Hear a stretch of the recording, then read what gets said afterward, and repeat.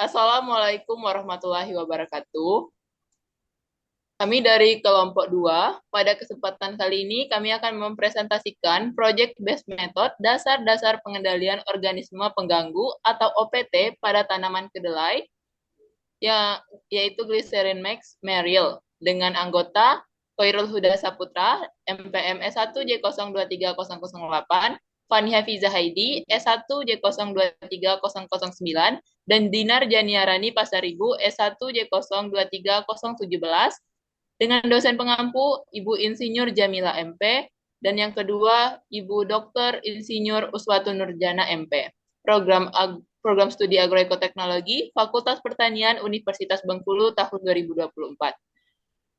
Baiklah, untuk presentasi, langsung saja saya serahkan ke rekan saya, kepada Khairul Huda Saputra, dipersilakan.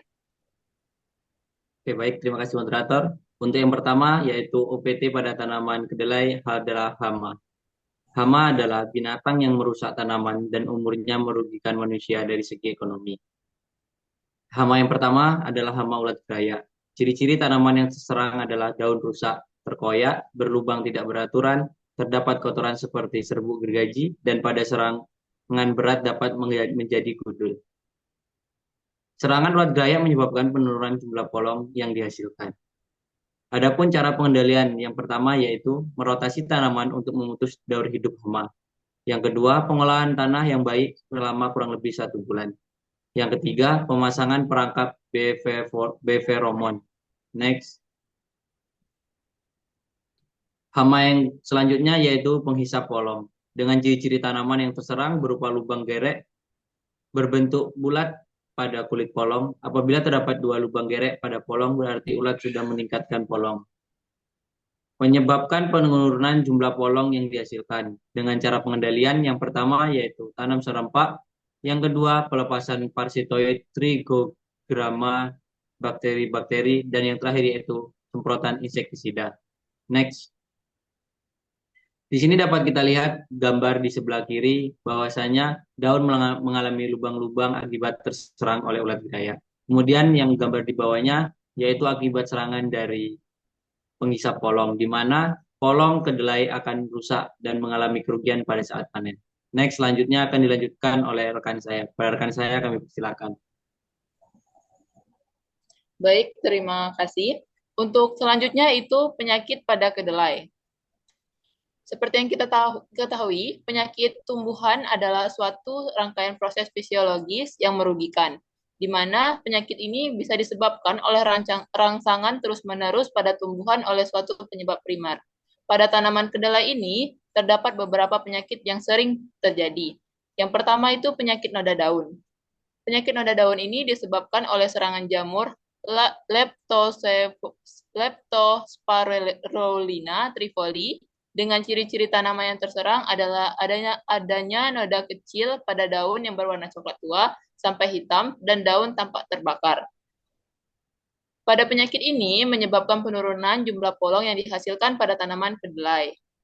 Cara pengendalian penyakit noda daun yaitu bisa dengan menggunakan bakteri antagonis. Next.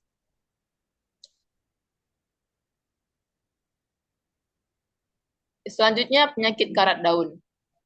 Penyakit karat daun pada kedelai disebabkan oleh serangan cendawan, yaitu cendawan Phacopspora pasirizi. Dengan ciri-ciri tanaman yang terserang, itu bisa mengalami penguningan pada daunnya, dan juga daunnya mudah gugur sebelum terjadi pengisian polong.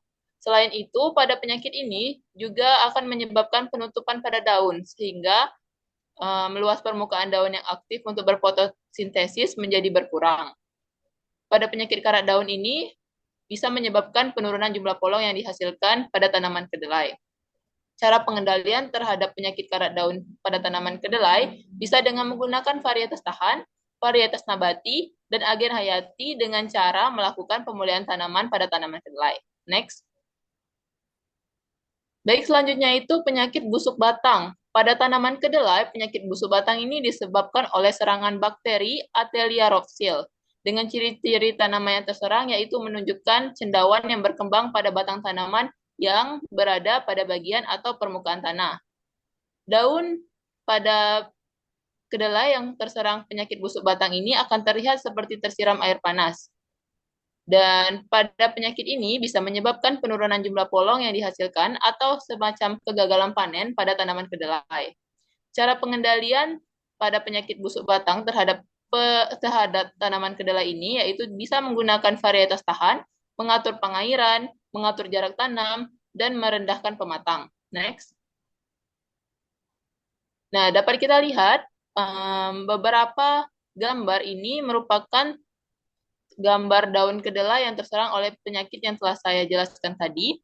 Yang pertama itu penyakit noda daun, di mana penyakit noda daun ini disebabkan oleh serangan jamur. Yang selanjutnya itu penyakit karat daun, disebabkan oleh serangan cendawan. Dan yang terakhir itu penyakit busuk batang, yang disebabkan oleh jamur Arteria rhopsil. Untuk selanjutnya akan dijelaskan oleh rekan saya. Kepada rekan saya dipersilahkan. Baik, terima kasih. Materi selanjutnya yang akan saya jelaskan adalah gulma pada kedelai. Gulma sendiri adalah tumbuhan yang mengganggu pertumbuhan tanaman budidaya atau merugikan kepentingan manusia, sehingga manusia berusaha untuk mengendalikannya. Jenis gulma meliputi gulma rumput atau grasses, gulma golongan tekian atau sedges, dan gulma golongan berdaun lebar atau broadleaves. Gulma pada tanaman kedelai atau Glycine Maxmeryl menyebabkan terjadinya persaingan dalam pengambilan unsur hara air, cahaya, dan ruang tumbuh. Dampak dari gulma pada tanaman kedelai adalah jumlah daun yang semakin berkurang, tanaman menjadi kerdil, daun menjadi menguning, produksi menjadi rendah, bahkan penurunan berat bobot biji kering.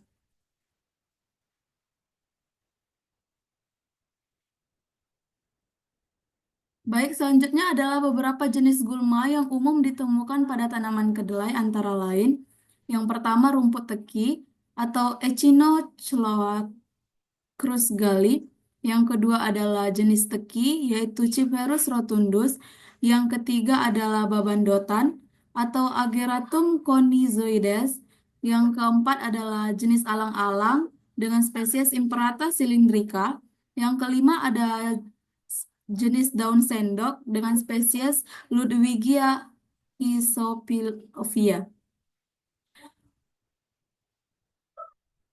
Cara pengendalian yang dapat dilakukan untuk mengendalikan gulma pada tanaman kedelai sendiri diantaranya yaitu pertama, penggunaan herbisida, yang kedua penyiangan manual, yang ketiga pengelolaan tanah, dan terakhir penggunaan mulsa. Berikut adalah jenis gulma yang umum ditemukan pada lahan pertanaman kedelai. Yang pertama rumput teki, yang kedua teki, yang ketiga babandotan, yang keempat alang-alang, dan yang terakhir itu ada daun sendok. Kesimpulan yang dapat kami sampaikan melalui presentasi kali ini adalah OPT merupakan ancaman serius bagi produksi kedelai. Namun dengan pengelolaan yang tepat, melalui strategi pengendalian terpadu atau PHT, penggunaan varietas tahan, dan pemantauan lapangan yang baik, dampak serangan OPT dapat diminimalisir. Pendekatan ini bertujuan untuk menyeimbangkan antara efektivitas pengendalian OPT dan keberlanjutan lingkungan serta produktivitas kedelai. Sekian presentasi yang dapat kami sampaikan, kembali kepada moderator. Baik, itulah presentasi Project Based Method dari kelompok kami. Lebih dan kurang kami mohon maaf. Kami akhiri. Wassalamualaikum warahmatullahi wabarakatuh. Terima kasih.